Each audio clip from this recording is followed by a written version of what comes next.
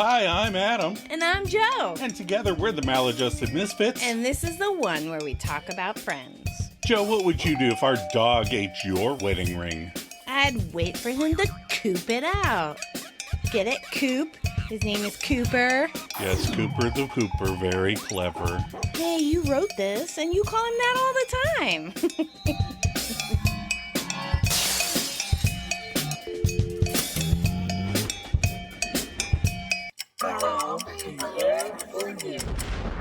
Welcome, Misfits, and hello to any new friends, fans that have stumbled across our podcast. Every week we rewatch the next episode in sequential order because that makes the most sense. And we break it down. And look up trivia. And give our own maladjusted take on the whole duck swallowing rings episode. And we try and make each other laugh. And fingers crossed when you too. Hello. Hello. How are you? Good, how are you? Good, good. It's a very hot day again today. Hot day. Yep, you mowed the lawn and you grilled out. Yep, grilled some chicken on the grill. That's where you grill it. I know. That's like, why go outside? Oh. I didn't want to dirty any more dishes in the house. It kind of makes sense. Sometimes we go through a lot. Especially when I cook. All right. What are we doing this week? Oh, this week we're doing the one with the worst best man ever. There's got to be a contest out there of somebody being worse than Joey. Well, I mean, in The Hangover, they did leave him up on the roof for 2 days or whatever it was. Oh my gosh, I forgot about that. What's our IMDb plot? At first, Ross chooses Joey to be his best man, but after a mishap at his bachelor party, he decides he wants both Joey and Chandler as his best men. Oh. Wow, that just gave the whole sequence away. All right. Phoebe's mood swings makes Monica and Rachel nervous. To say the least. Yes. It's kind of pretty funny. It is pretty funny. This is our last episode with director Peter Boner. Aww. No more episodes. And I thought you were going to say no more boners. He had 6 episodes this season alone. Yeah. And in an article I read, he began his directing career when he was on the Bob Newhart show. Oh, okay. He said he would talk to the directors and go into the editing room and ask questions and was genuinely interested. So they showed him a lot of things. Nice. And he talked about how important it is to have a good attitude and be able to work well with people. He emphasized that if you have less experience or knowledge than someone else, but are passionate and excited about a project, people will see that and want to work with you. So they offered him to direct a couple episodes of Bob Newhart. Interesting. I know. So along those lines, David Fincher went out of his way to make sure he learned all the aspects of filmmaking, how to do everything. And his philosophy in doing that was he never wanted anybody to tell him they couldn't do it. You're like, actually, you can. We have 3 writers again this episode. All right. Michael Curtis has the teleplay-by credit. I listened to an interview. It was like a podcast. Okay. With Michael Curtis, and he said he started writing when he was in his teens. Nice. He wrote a comedic version of Lord of the Rings. I think you two would have gotten along. Yeah. I wrote a comedic version of Hamlet. Yeah. Greg Mallins also has the teleplay-by credit. He'll be back for several episodes, but I read an article where he was adamant that Chandler and Monica just be a 3-episode arc and then be done. And he said he fought and fought and fought for it. And then in the end, though, he agrees that the creators did the right thing. No, just 3 episodes. Yeah, he said, you'll ruin it. You'll ruin this show. You'll ruin the friendship. And he fought, but it worked out. I think it's a little silly to span 10 years and nobody's in a relationship. That lasts a long time. Exactly. Seth Curlin has the story by credit. He's the creator, writer, and producer of a short-lived TV series, Ashley Garcia, Genius in Love. Ooh. The plot is a 15-year-old scientist, Ashley Garcia, explores the great unknown of modern teendom after moving across the country to pursue a career in robotics. It's a female Sheldon Cooper. Yeah. Yeah. I thought that was cute. Yeah. Well, was our original air date? The original air date was April 30th, 1998. Okay. New to the box office top 10 that weekend was Black Dog, which is an action movie where Patrick Swayze plays a truck driver. And Meatloaf and Randy Travis also star. Never heard of it. Did you? I've heard of it. I have not seen it. Oh, okay. Then there's a movie called Les Miserables. Les Miserables. That was our purpose, everybody. From what I can tell, it's a non-musical version with Liam Neeson, Jeffrey Rush, and Uma Thurman. Really? Yeah. Did you ever see that? No, I watched the trailer for it. Oh. I did not know that it existed. Okay. And in the number 1 spot, He Got Game. I do know this one.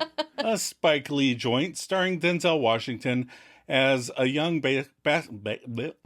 basketball player's father must try to convince his son to go to his prison warden's alma mater college so he can get a shorter sentence. Oh my gosh. You're like, I don't remember that being the plot. I don't remember that being the plot, but I do remember Denzel Washington and that it was a Spike Lee joint. All right. Are you ready for some trivia? I am ready. All right. The bachelor party decorations in Joey and Chandler's apartment include inflated condoms, which I never paid attention to previously. Yes, I did notice that. You can see them behind Ross in the scene when Joey first tells him about the ring. They're still hanging up. So. Yeah, they're in the doorways and stuff. Yeah. There's a cut scene later. I won't tell you what the scene is, but Jasmine appears as one of the guests. Yes. At Phoebe's, quote, baby bachelor shower. Bachelor shower. Baby shower.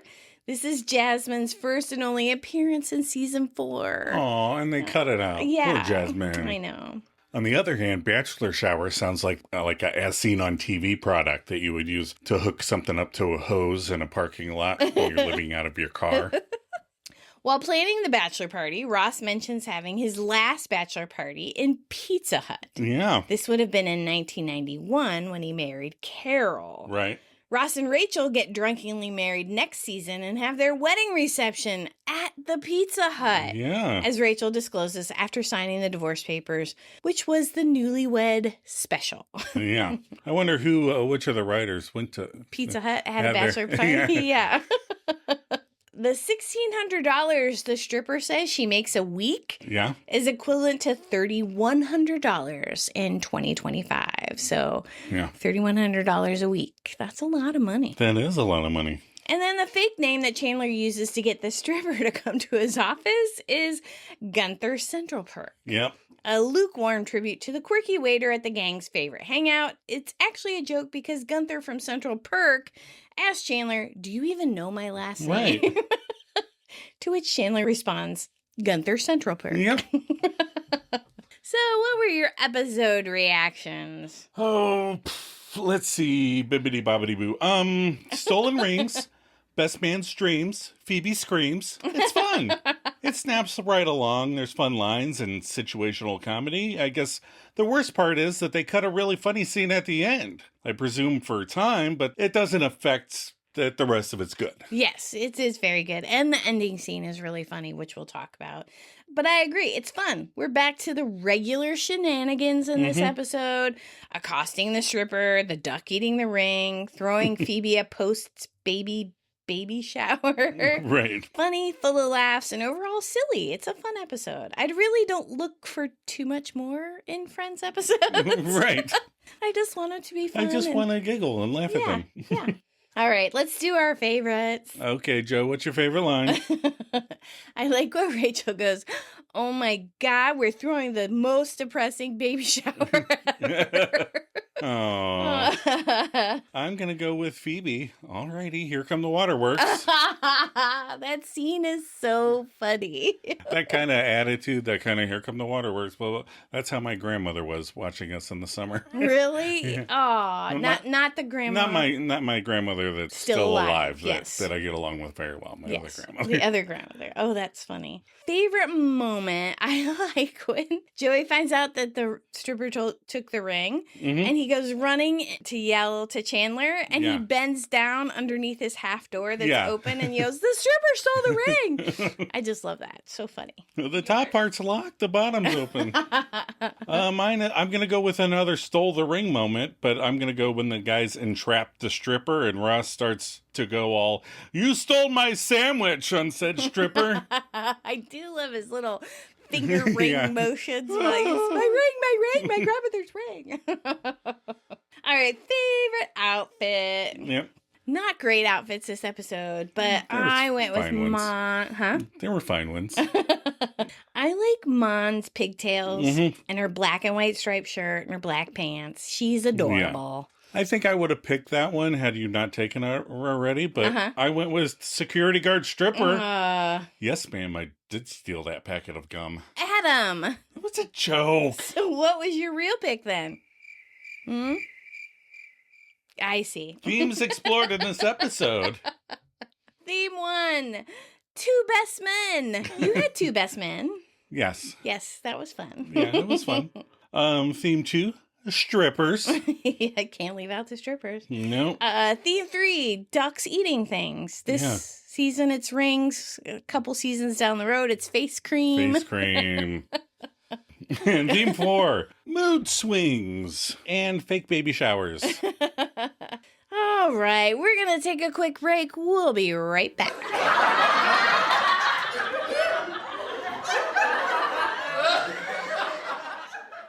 Here's your tea, Phoebe.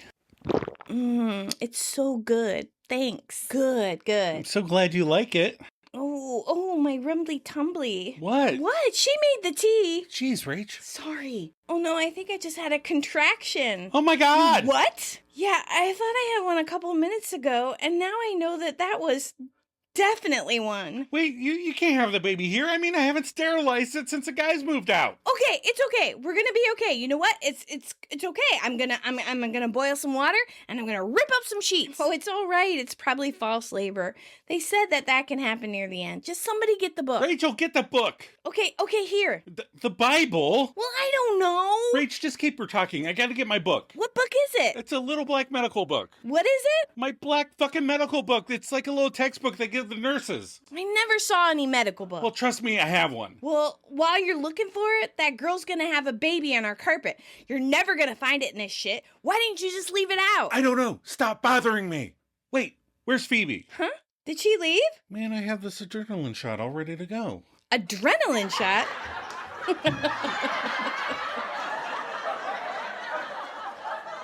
All right, we're back. We are back. So we start in Central Perk. The whole gang is there. Phoebe comes back from the bathroom angrily, as we all do from time to time. That's right. That's the 10th time I've peed since I've been here. And Monica jokingly says, that's also the 10th time you've told us. Chandler likes that. He's like, He does laugh. Phoebe goes off on a rant. Yeah, I'm sorry. It must be really hard to hear. I tell you, it's a lot easier having 3 babies playing Bringing in the Noise, Bringing in the Funk on your bladder. I actually looked that up because I didn't know what it was. I thought it was a song. Right? It's not. It's a musical review telling the story through tap of Black history from slavery to present. Wow, you learn something new every day. I know. So Phoebe continues, I'm so tired of being pregnant. And then there's a couple cut lines from Phoebe's. I can't sleep except for on my back, which hurts, so I can't sleep. And then she continues, the only happiness I get is from this cup of coffee, which of course is decaf because, I'm pregnant. Excuse me, Mr. Pink, but the last thing you need is another fucking cup of coffee. Lots of Pulp Fiction references in this episode. Yeah, we're jumping. Well, that's Reservoir Dogs. Oh, that's right. Like Tarantino-ish. Tarantino references. So Ross tries to console Phoebe and asks, Phoebes, did you want a cookie? Phoebe starts to cry. Thank you so much. Rachel questions, so, Phoebes, honey, how are those mood swings coming? Phoebe's enjoying her cookie, and she goes, I haven't really had any yet. Oh. Monica, Joey, and Chandler are all wide-eyed and confused and shake their head. Yeah. Q, I'll be there for you. All right, then we return to Chandler and Joey's abode. Chandler and Joey are there chilling as Ross enters. They exchange haze, and the Magnadoodle reads, Big Chief ain't got no firewater. We should probably ignore that. It's a little controversial for this time and space. Ross eagerly walks over and presents his wedding ring, announcing, "All right, here's the ring." Chandler looks at the ring and then mocks, "Yes, 1,000 times yes." Chandler takes possession of the ring and asks Ross, "So, any ideas for the bachelor party yet?" And then this is where Joey steps in. "Whoa, whoa, whoa, whoa, whoa. Before you start handing out wedding rings and planning bachelor parties, don't you think you need to decide who your best man's going to be?" And Chandler avoids eye contact with Joey while saying, "Oh, it's awkward, it's awkward, it's awkward." That was almost my favorite because I love that. And then Ross admits to Joey, "Well, I sort of already asked Chandler." And Joey is shocked to his very core. "What? He got to do it at your first wedding." And Ross attempts to provide a justification for his decision by saying, "Joey, I figured you'd understand. I mean, I've known him a lot longer." And then Joey starts some Tribbiani whining. "Come on, Ross, look, I don't have any brothers. I'm never going to get to be a best man." Chandler tries to put out this fire by pouring some gasoline on it by way of, "You can be the best man when I get married." Joey then looks at Chandler at this tinge of disgust before yelling, "I'm never going to get to be a best man." And Chandler's saddened by that statement. Aww. And then Ross sparks that gasoline of Chandler's by asking, "Wait, so you get to be my best man twice, and I never get to be yours at all?" And Chandler tries to course correct with, "Oh, no. I mean, of course you would be my best man." And then as Chandler is facing Ross, Joey starts poking him hard and heavy on his shoulder. He's like, "Thump, thump, thump, thump, thump." Chandler slowly turns and Joey asks him, "What about me? You just said I could." And Chandler points out, "I'm not even getting married. This is a question for science fiction writers." Joey can't believe Chandler's not picking him. And Ross demands, "How could it not be me?" And Chandler's exasperated at this. He's like, I'm not. And Ross comes to a conclusion then. "Fine, you know what? That's it. From now on, Joey, I want you to be my best man." And he takes the ring and gives it to Joey. And Joey gives a yes before spinning instantly around to face Chandler and saying, "Shame about you, though, man." He does that when Phoebe's going to name the baby Joey, too. Yeah. He's like... All right, we're back at Monica and Rachel's. Monica, Rachel, and Phoebe are eating, and Phoebe points to her belly and says to her baby, "Stop it!" Monica says, "What?" Phoebe explains that one of the babies is kicking. Monica says, "I thought that was a good thing." Phoebe goes, "It's not kicking me, it's kicking one of the other babies." I bet it's Frank Jr. Jr. It sounds like it. Oh, and it looks... This was almost my favorite moment. When she looks down her dress and goes, "Don't make me come in there."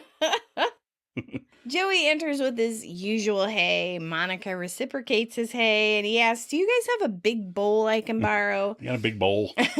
Monica says, "Yeah, there's one right under the cabinet." He grabs it and thanks Mom. And Monica goes, "Why do you need it?" And he explains that they're having a big party tomorrow night. Later, he turns toward the door, and Rachel stops him in his tracks. "Whoa, hey, you planning on inviting us?" Nope. Without hesitation, he goes, "No." Later, and walks out the door. Phoebe shouts, "Hey, get your ass back in here, Tribbiani." Joey walks back in slowly and scared. Rachel points to Phoebe and whispers, "Hormones." Monica offers what Phoebe meant to say was, "How come you're having a party and we're not invited?" And he goes, "Oh, it's Ross's bachelor party." Monica goes, "So?" Joey goes, "Are you bachelors?" "No." "Are you strippers?" "No." "Then you're not invited." Starts for the door again. Rachel quickly adds, "All right, fine. You're not invited to the party we're going to have either." Joey, now getting a taste of his own bitter medicine, says, "Oh, well, what party?" Rachel hesitates. "Well, but Monica saves the day with the baby shower for Phoebe." But does she save the day? Joey relaxes and says, "Baby shower. Wow, that sounds so like something I don't want to do." Later, and he finally makes his exit. Phoebe, now excited, "I can't believe I'm going to have a party. This is so great. A party. Yay!" Suddenly she starts crying and I don't know why. It's so they can't go, "You're not having a party." We just said that. All right, next we join Joey and Ross on the sofa at Central Perk talking over party plans. Joey says, this is what I've got going for the party so far, liquor-wise. Get a lot of liquor. Ross is like, great. Moving on, Joey says, in terms of the invite list, I've got you and me and Chandler, and I'm going to invite Gunther because we've been sitting here talking about this pretty loud. Then we notice Gunther is standing right behind them with some customers, and he spins to say, I'll be there. Joey goes for a tactful tone when saying, listen, I know it's your party, but I'd like to really limit the number of museum geeks that are going to be there. And Ross concedes, yeah, I tell you what, let's not invite any of the anthropologists. Only the dinosaur dudes. I don't think Joey thinks that went over very well as he concludes, okay, we'll need a 6-pack of Zima. So I remember Zima, but we were never a big drinker, so I had to look it up. Right. So we've never had Zima. No. It actually means winter, the name Zima. Oh, nice. Yeah. Clear, lightly carbonated alcoholic beverage made and distributed by Coors Brewing Company, introduced in 1993. It was marketed as an alternative to beer, an example of what is now often referred to as a cooler. With only 4 to 5% alcohol by volume, which is kind of low. Oh. Its production in the United States ceased in October of 2008. Though it returned for limited releases in the summer of 17 and 18. In Japan, however, Zima was sold continuously until 2021, when sales ended due to the impact of COVID, but it came back in 2023. Wow. So Japan is loving the Zima. They love the Zima. And people around here, not so much, I'm guessing. No. And you can buy Zima today at your local grocers. Or don't. I don't fucking care. All right. Well, Chandler bounces into the perk saying, hey, guys, what you doing? Ross snidely remarks, oh, I'm just planning my bachelor party with my best man. And Chandler scoffs, yeah. Well, good luck trying to top the last one. And Ross sees it. Yeah, see, I don't think that's going to be difficult, considering this one won't be taking place in the basement of a Pizza Hut. In the basement. Yeah. Fight Club style. Creepy. Ross and Joey laugh. Chandler mocks him. Oh, hi, I'm Ross. I'm too good for the hut. I'm too good for the hut. Ross then says, look, I got to go pick up Ben. Everything sounds great so far, Joey. Just remember to keep it on the mellow side. Just a couple of guys hanging out, playing poker. No strippers or anything, okay? Joey responds, you got it. And Ross bye-byes and leaves. And Chandler moves over next to Joey while laughing, have fun planning your mellow bachelor party. And Joey comments, well, there's going to be strippers there. He didn't say anything about no strippers. And Chandler conveys, Ross just said no strippers. And Joey reveals, well, I chose not to hear that. That's kind of a funny line. Yeah. I'm going to start choosing not to hear things. Oh, no. You already choose not to hear things. What? Not falling for it. All right. We're back at Monica and Rachel's. Monica's returning from shopping, and Rachel's there. Monica excitedly goes, look what I got, look what I got, look what I got. She pulls out a little leather jacket and a little cowboy outfit for the babies and asks, can you believe they make these for little people? So Rachel laughs, little village people. And then, I'm thinking, yeah, those outfits are a little over the top for baby spit up and diaper blow. Yeah. Yikes. Those are not really outfits you dress babies. Baby Mad Max at a boom boom.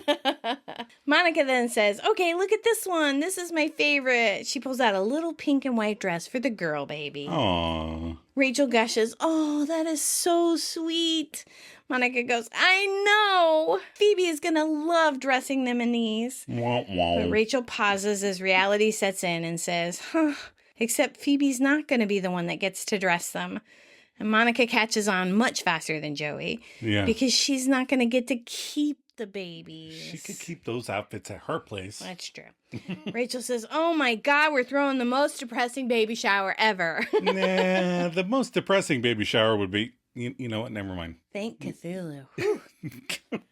Monica switches gears and says, wait a minute, unless we give her all the gifts she can use after she's done being pregnant. Oh. Like regular coffee and tequila. And in a cut line, Monica adds, carton of cigarettes. Rachel then says, what? She doesn't smoke. But Monica explains, it's the thought that counts. I buy you cigarettes because it's the thought that counts. Rachel then sarcastically agrees, oh no, it's a great idea. It's great.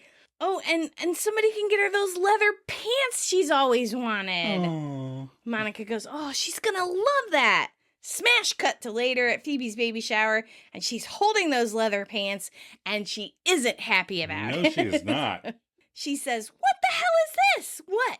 You actually thought it would make me feel better to give me stuff I can't use for another 2 months? This sucks. In more cut lines, Phoebe adds, who gave me this?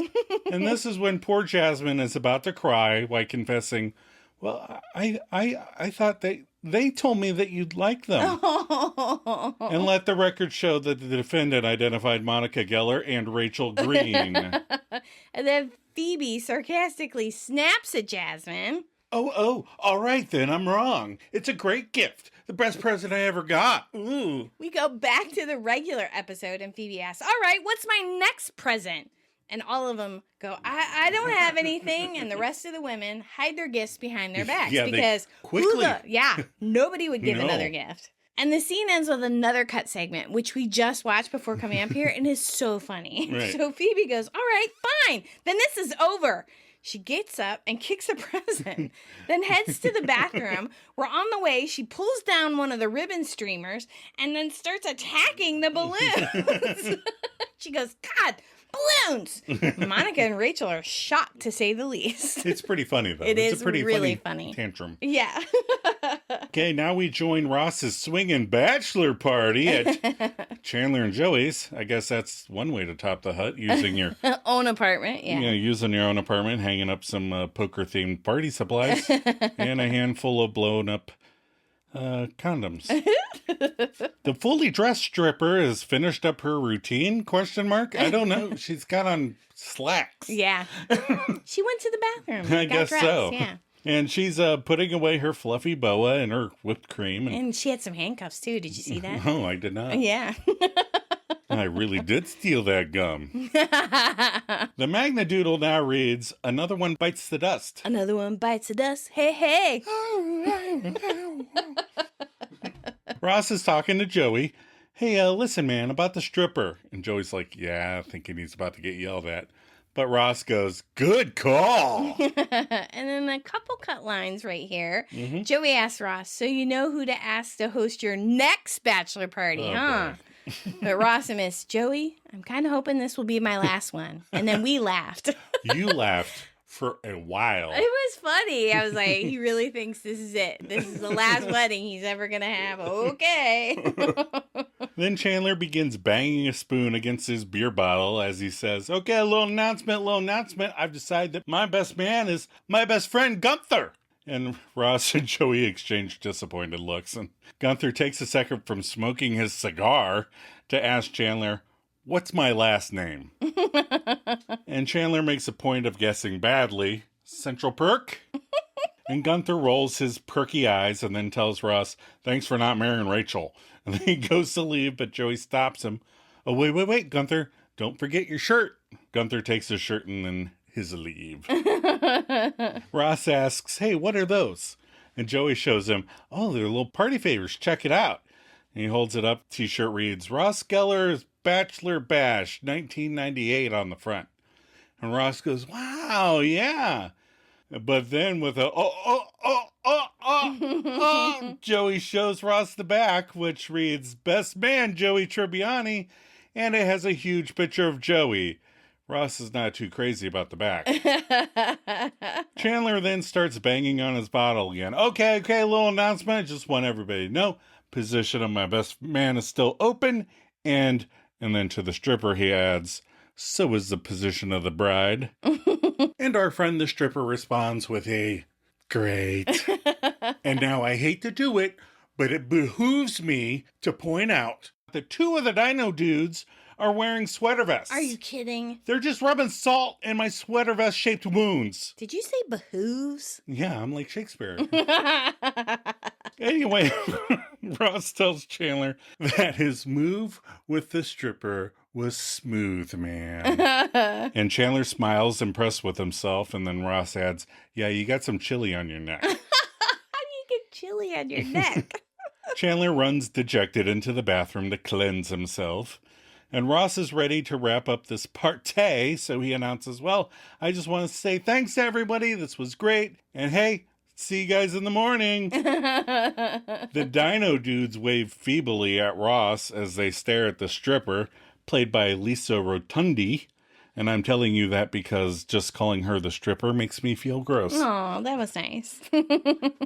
So Ross tells Joey thanks, and Joey reminds him, oh, hey, don't forget your shirt. And Ross says thanks, but when Joey turns around, he throws it right back in the box. He's like, thanks, and leaves. So when we were watching this, I was like, what time do you think this party actually wrapped up? 9:30? Right. It's going on as long as the shower did next door. True. Then Joey shoos out the Dino dudes. Okay, museum geeks, party's over. Okay, wave bye-bye to the nice lady.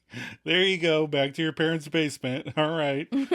As the geeks exit, Joey unlocks the bedroom door and lets the chick and the duck out. He's like, come on, boys, come on. All right, come on. And Lisa's like, oh, look at the little birdies. Are those yours? And he's like, yeah.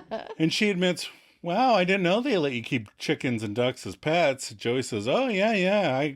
I got the duck totally trained. Watch this. And then he proceeds to give the duck comically easy instructions to obey. Stare at the wall. Hardly move. Be white. Hey, Joe, those are the same instructions you give me before you leave for work in the morning. No, sir. That's terrible. Okay, fine. The stripper is easily impressed, saying, oh, you're really good at that. I had a lot of fun tonight. You threw one hell of a party. So is she being polite, or do we come in after the hell of a party? Well, we missed the stripping. Yeah, I mean, but I don't know. But Joey says, oh, thanks. It was great meeting you. And listen, if any of my friends get married or have a birthday or a Tuesday, and Lisa kind of flirty goes, yeah, that would be great. So, I guess good night. And Joey suggests an alternative. Unless you want to hang around. She's like, yeah. Joey tells her, yeah, you can play with my duck. So now we're in Joey's bedroom. It's the middle of the night. He's waking up and discovers he's alone in bed. Joey goes, hey, and realizes he doesn't know her name. So he goes, hey, stripper. Oh, Joe. Then he notices the ring box is open, so he picks it up, sees it empty, and starts to panic. He runs out of his room and starts banging on Chandler's door. The stripper stole the ring! The stripper stole the ring! Chandler, get up! The stripper stole the ring! And my favorite part, when he crouches down to yell under the half door that is open. It sounded like you were about to sing a song about the stripper stole the ring. The stripper stole the ring. So Chandler sleepily opens the door and goes, what? And Joey points out, the ring is gone! And Chandler pretends to be too out of it to comprehend. He goes, oh, just give me a minute to wake up for this.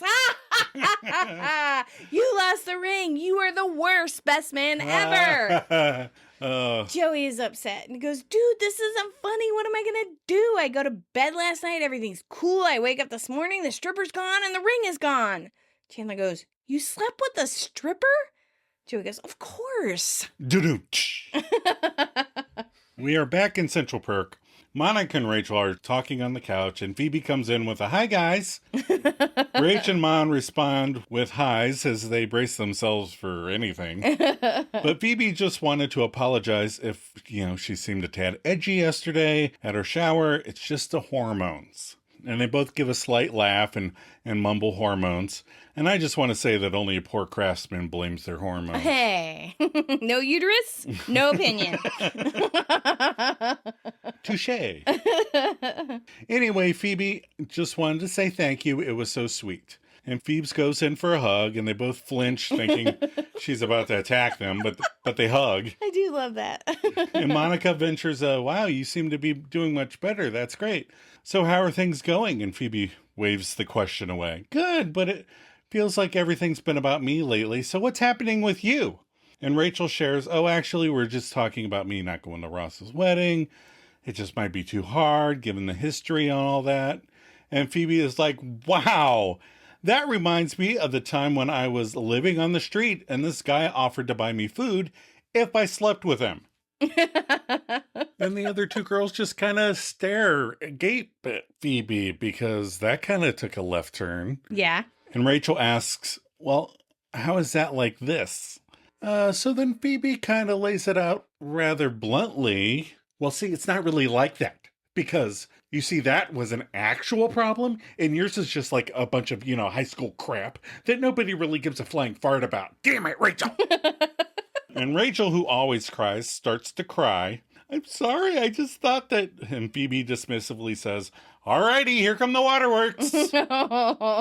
And Rachel's more hurt now, and Mom comforts her. It's such a funny scene. I asked if you wrote it.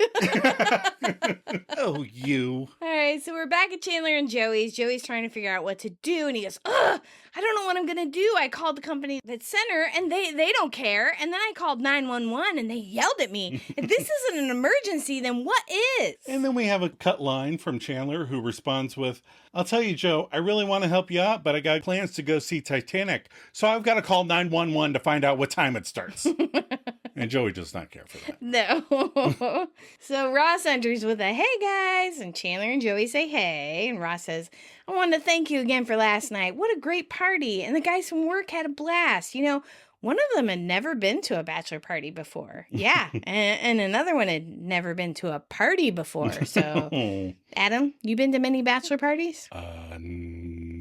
No. And I have not thrown any baby showers for sure yet. So Joey says, hey, that wedding ring, huh? Man, that's nice. Ross agrees. Yeah, right. Joey, trying to see if he can replace the ring, goes, I was thinking I might want to pick one of those babies up for myself. Where might I get one of those? Oh. Ross says, that ring, when my grandmother first came to this country, that ring and the clothes on her back were all she had with her. Fuck it up. Chandler offers some insight. So you might say the ring is irreplaceable. And he gives Joey a little squeeze. And Ross says, oh, absolutely. It's been in my family for generations, and every bride who's worn it has had a long and happy life. So Chandler chimes in, so you might say it's a magic ring. Magic for everyone except ladies from Shropshire. So Joey laughs softly. He goes, yeah, the stripper stole it. And then we had a short little interaction that got cut. Ross goes, huh? And Joey goes, what? Like he didn't. I didn't say anything. And Ross clarifies with, what the shit did you just say? And Chandler clears it all up with, I think I heard what he said. I believe it was, oh yes, the stripper stole the ring. Ross starts stuttering. My ring, my wedding ring, the stripper stole my wedding ring? How? How could this happen? Chandler goes, well, I think it all started when you said, hey, Joey, why don't you be my best man? Ross picks up the phone and starts dialing. All right, fine. I'm going to call the cops. Joey nervously says, dude, I screwed up. You don't have to turn me in. Ross goes, not you, on the stripper. Joey explains, oh, yeah, well, I already did that. They said they're going to look into it right after they solved all the murders, which is so funny. Yeah. And Ross says, okay, well, we'll call the company the center. Joey agrees and said, I did that too. They wouldn't give me her real name or her number. They said, if I bothered them again, they'd call the police. I said, if you talk to the police, you tell them I'm missing a ring. So Ross is very upset. So what, Joey? What? What are we telling me? There's nothing we can do? How could this happen? Joey apologizes. Look, Ross, I'm so sorry. Chandler can't stand it and says, well, what if we called her, used a fake name, and had her come to my office? Joey, not getting it, says, oh, that sounds like fun, but we got a ring to find. Oh, boy. No. And he turns to Ross to kind of get that, like, can you believe he's doing this? Yeah. And Ross looks like he wants to take a swing at Joey, miss, and hit a door open really fast. Oh, then we join the ladies at Monica and Rachel's apartment. Monica and Rachel are cautiously serving Phoebe some tea. Monica's like, here's your tea, Phoebe. Mon hands Phoebe the tea, and both her and Rachel take a tentative step back. Phoebe sips it and declares, oh, it's good, thanks. And the gals are glad that worked. And Rachel's like, good. And Monica's like, I'm so glad you liked it. Phoebe mutters, oh, as she sets the tea down. And Rachel asks, what? And quickly throws Monica under the bus. She made the tea! Phoebe corrects Rachel. No, I think I just had a contraction. And Rachel begs, you what? And Monica OMGs as they rush over. But Phoebe explains, yeah, I thought I had one a couple minutes ago, and now I know that was definitely one. Oh. And Monica shouts, wait, you can't have the baby here. I mean, I haven't sterilized it since the guys moved out. I love that. That's so funny. And Rachel is starting to panic, saying, it's okay. We're going to be okay. You know what? I'm going to boil some water and rip up some sheets, and she'll probably get a knife and a ballpoint and pen in case she stops breathing. Phoebe is like, no, chill, be cool. It's all right. It's probably false labor. They said that could happen near the end, and she instructs somebody to get the book. And Monica goes, Rachel, get the book. And Rachel goes, okay. And she runs and grabs the book and hands it to Monica, and she's like, here. And Monica's like, the Bible? And Rachel's like, I don't know. So I looked up what the Bible said about childbirth. Nope. Stop. Oh, man. That was a train wreck ready to happen.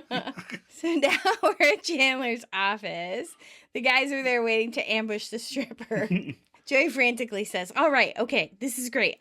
Chandler, you get behind the desk, and then when she comes in, hopefully she won't recognize you. Well, I mean, why would she? Okay, and then you buzz Ross and I, and he says to Ross, you be Mr. Gonzalez, and I'll be Mr. Wong. And Ross goes, diverse. If only. There's a knock on the door, and the stripper... Did anybody call for security? Adam. Yes. Chandler says to Ross, you be cool.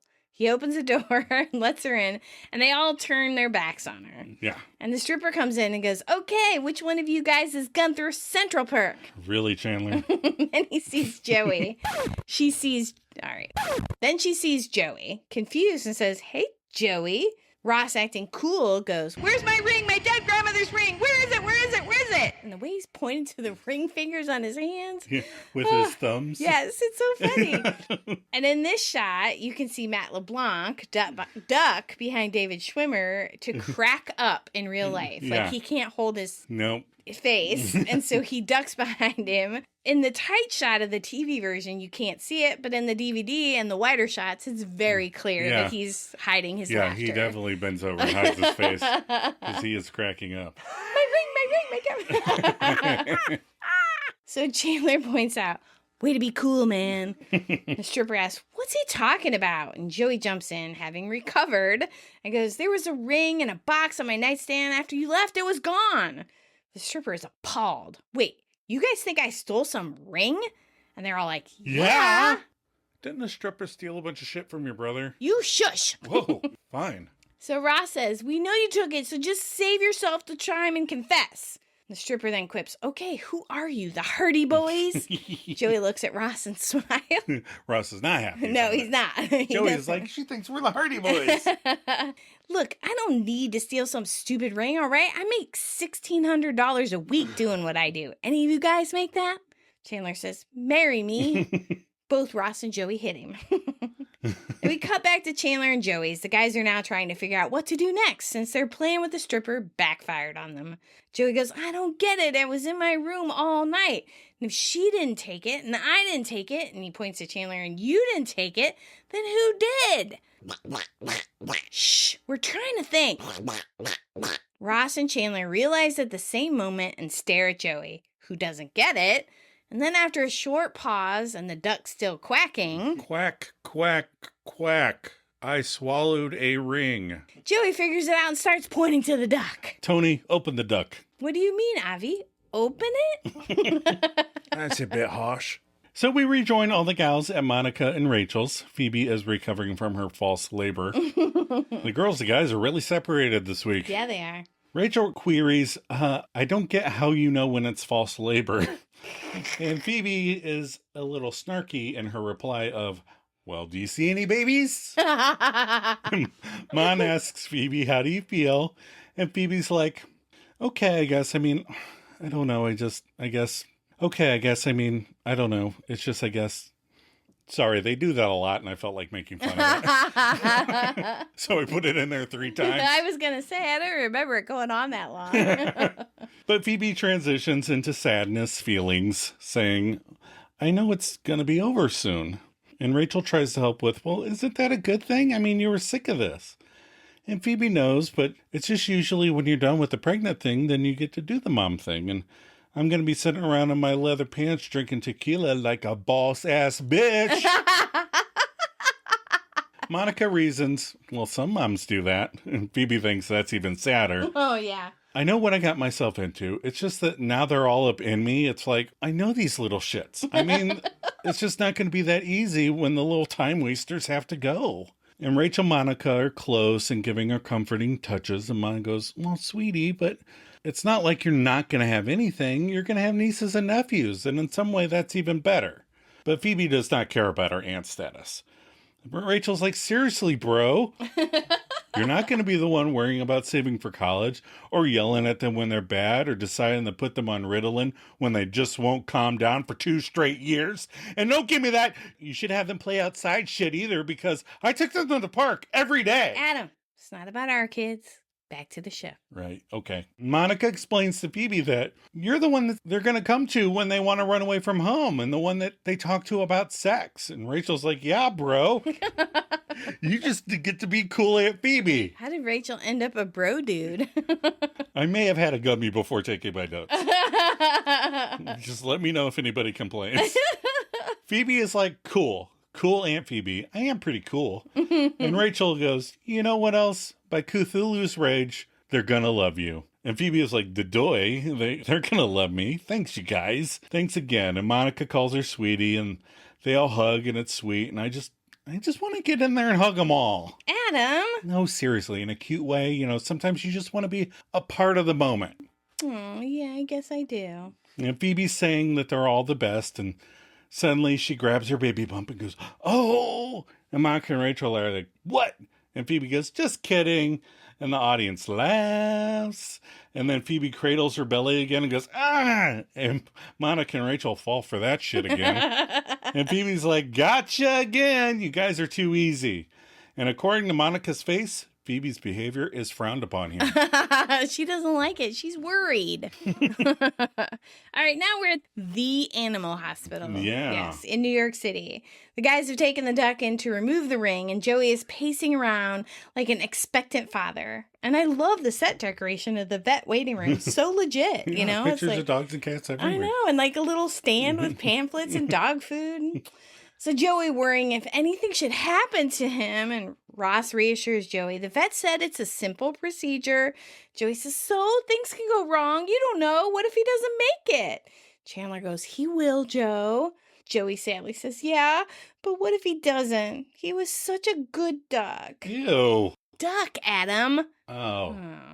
And then we go into a little flashback of clips. Yeah. It's another clip show about the guy's memories of the ducks. The first one is Joey playing with him in the bathtub. And then it's Chandler sitting on the couch after they moved into the girls' apartment. Yeah. And Chandler reading to him in bed and him watching Baywatch when all they had was a canoe and the duck was in a bucket of water. Then we see Ross eating some cereal and the duck watching him. He takes the lamp and moves the duck off the table. That's what you do with the dogs when they're trying to eat your cereal. Yeah, stop it. Get away from me. And then it's Chandler shooing them out of the bathroom in the girls' apartment and Joey revealing their disco ball cubbyhole in the entertainment center.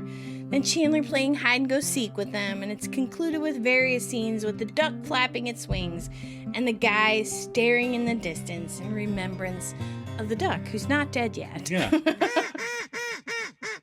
I like that they mix it up by adding new flashbacks. Yeah, things that we never saw before. Right. I like the that cereal thing. And I kind of wish that they would have had them in the same clothes that they're wearing in the episode. Oh, that would have been funny. So you could be like, you didn't even change your clothes. Right. Oh, Joey goes, I'm just so worried about him, you know? And the doctor, played by Robert Koch, who, funnily enough, is an episode of Baywatch. Nice. Comes from surgery and offers somebody lose a ring. Ross rushes over. Oh my God! Ross startles a dog in the waiting room. Did you see that? No. Good little boy stress yawns. Oh. He goes, thank you so much. He grabs the ring and he kisses it. And then he does a double take because he realizes where it's been. It tasted like foie gras. So Joey hesitantly asks, how's the duck? The doctor says he's doing fine. He's resting now, but you can see him in a little bit. Joey goes, oh, great. Hey, listen, Ross, thanks for being so cool about this. And Ross says, no, it's all right. Joey points, no, it's not. I mean, you made me your best man. I totally let you down. And Chandler comes in and says, hey, come on, it's not your fault. Aw, Joey sticking says, up for his bud. I know, it's so sweet. Joey goes, yes, it is. You wouldn't have lost the ring, right? You know what, Ross? You were right from the start. Chandler should be your best man. Chandler says, no, you should. Joey says, now, don't argue with me. Ross stops them both and says, hey, I get to choose my best man. And I want both you guys. Co-best men? Next will be lady best men. If we get married again, can I have a lady best man? I can't be both the bride and the lady best man. Oh, true. Never mind. So Chandler and Joey look stunned and go, really? Ross says, hey, both you guys should be up there with me. I mean, you two are I'm lucky to just have one. And they all start to get emotional. Yeah. Chandler says, thanks, man. Joey's starting to cry, goes, I gotta go check something over here. He walks away so they can't see him cry. Chandler goes, what a baby. Ross agrees, total wuss. And they both turn and wipe their eyes. Yep. Adam, you want to be a part of this moment and get them all to hug it up with you? Nah. So now the stinger. Oh, my God. So the actual stinger is the duck in a tub of water while the song Sailor's Hornpipe plays, you know. Yeah. This was originally written by J. Dale of London in 1797. Nice. Right? So that's in the public domain. Yeah. Whistle that all you want. I was going to you can grab it and throw it in there if you want. All right, but we have a whole deleted scene for the tag. It's so funny. This scene is at Central Perk. Monica and Ross are at the counter getting some coffee. Monica looks over to see Emily putting on her grandmother's wedding ring. Hey, how come you're getting Nana's ring? Oh, Ross replies, Mom gave it to me. She said something about it being a wedding ring and you may not need one. I didn't really need to tell you that. Monica is stymied. You know, I don't really think it's fair. I mean, I've always loved that ring. Ross sympathizes. Amon, I'm sorry, I'd let you have it, but Emily's gotten really attached to it. As Gunther hands them their coffees. Thank you. And Monica grabs her and Emily's coffee and walks over to the couch and hands Emily hers. Here you go. And Emily says, thanks, with her snootiest of British accents. She was nice. In her nicest of British accents. Monica then leans over to Emily and says, hey, Emily, did you know that ring spent 2 days in a duck's colon? Emily then looks at the ring with the grossest of British impressions and then looks at Ross. And that's the end of the episode. That's the end. Cut and print. We're going to take another break. We'll be right back.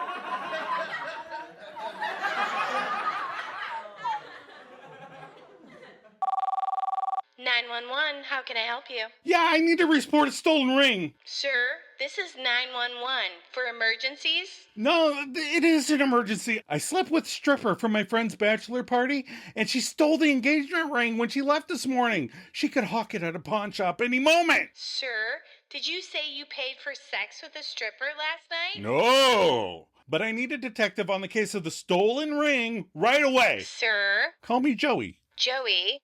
If there is a theft, you need to report it to your local precinct. Fine. Are they going to do anything about it? They could get around to it if they solve all the murders first. That's just great. Sorry, Joey. I hope you find your ring. Oh, can I ask you one more thing? Fine. How you doing? All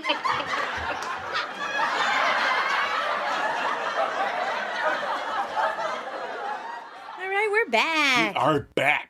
What did we learn from this episode? Joe, what did you learn? I learned that Monica and Rachel are scared of Phoebe. Mm-hmm. Street Phoebe, prison bitch Phoebe, and especially pregnant Phoebe. And They must be vegan leather pants since Phoebe is a vegetarian. Oh, I forgot about the leather pants thing. I mean, I was thinking about Ross and his leather pants. Yeah. So I wasn't really thinking about her. Plus, I don't think someone in a coffee shop could afford real leather pants. I think those would be kind of expensive. Oh, for Jasmine? Yeah. Right. That's an expensive gift. So Right. I'm thinking they're $650 in their pants. And there's no TV in them or anything? All right, what did you learn? I learned that in addition to every human I've ever worked with at a job, that pregnant women can also have mood swings. And strippers are willing to just sleep over, and rings are easy to get out of ducks, right? Yeah, that's the impression I got. You just must reach in there. Open up wide. What are your final thoughts? I wonder if Guy Ritchie saw this episode and it was the inspiration for the diamond swallowing dog in Snatch. Oh. Or the irritable pregnant lady in Swept Away. Was she pregnant? I didn't even know. I was just trying to tack on an extra Guy Ritchie joke. Do you think things like this happen to regular people? Like, how many rings are lost to animal dog intestines, you know? I looked it up.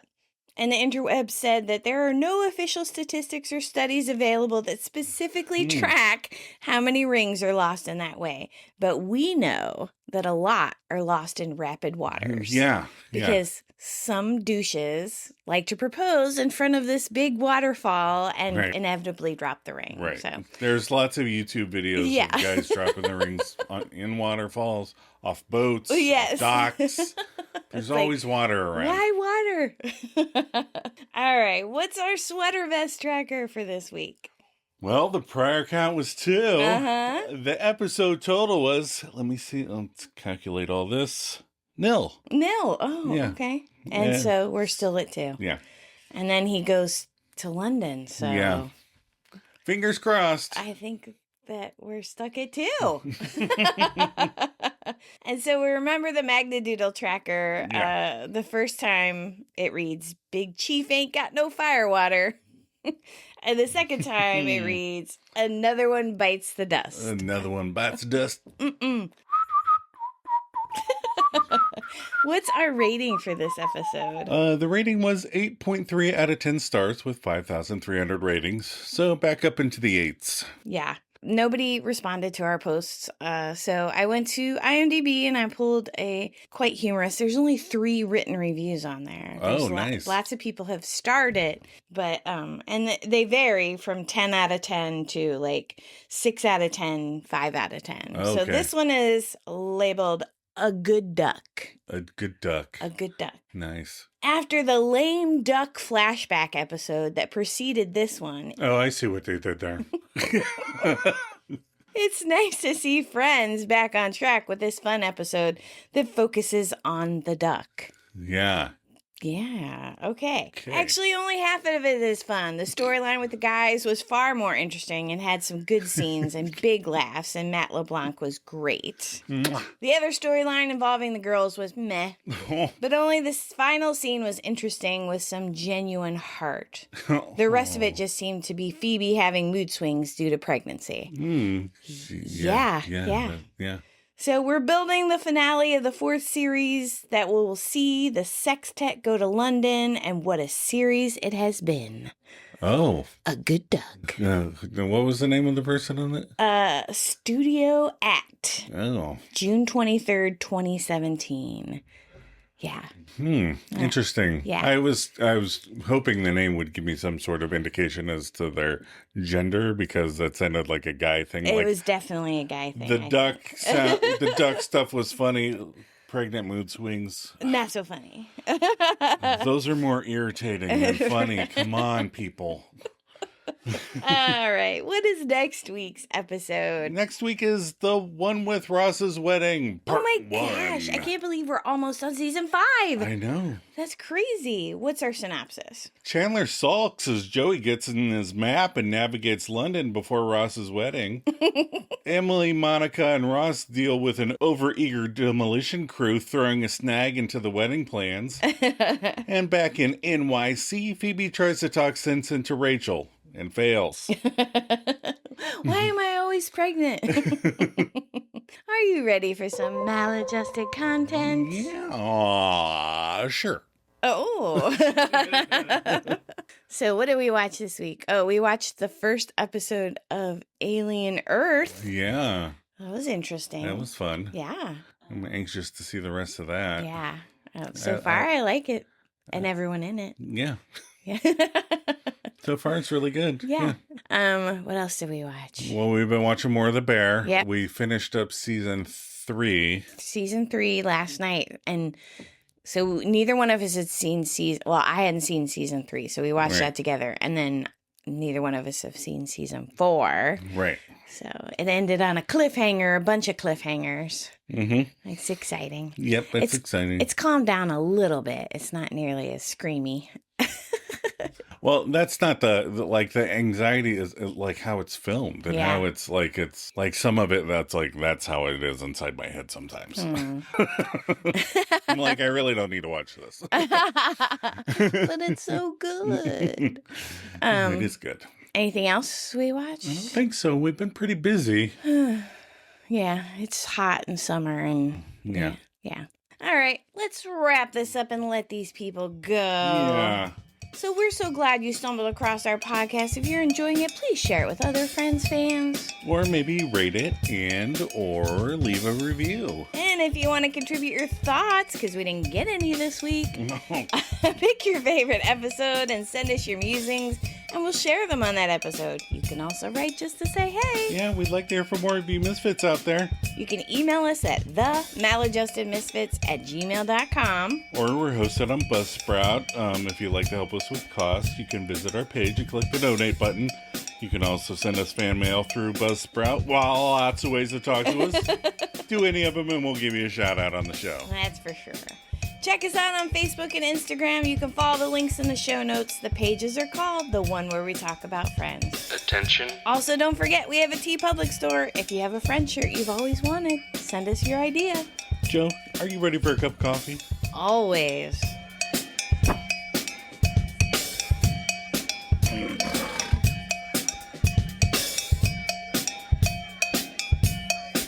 So you might say it's a magic ring.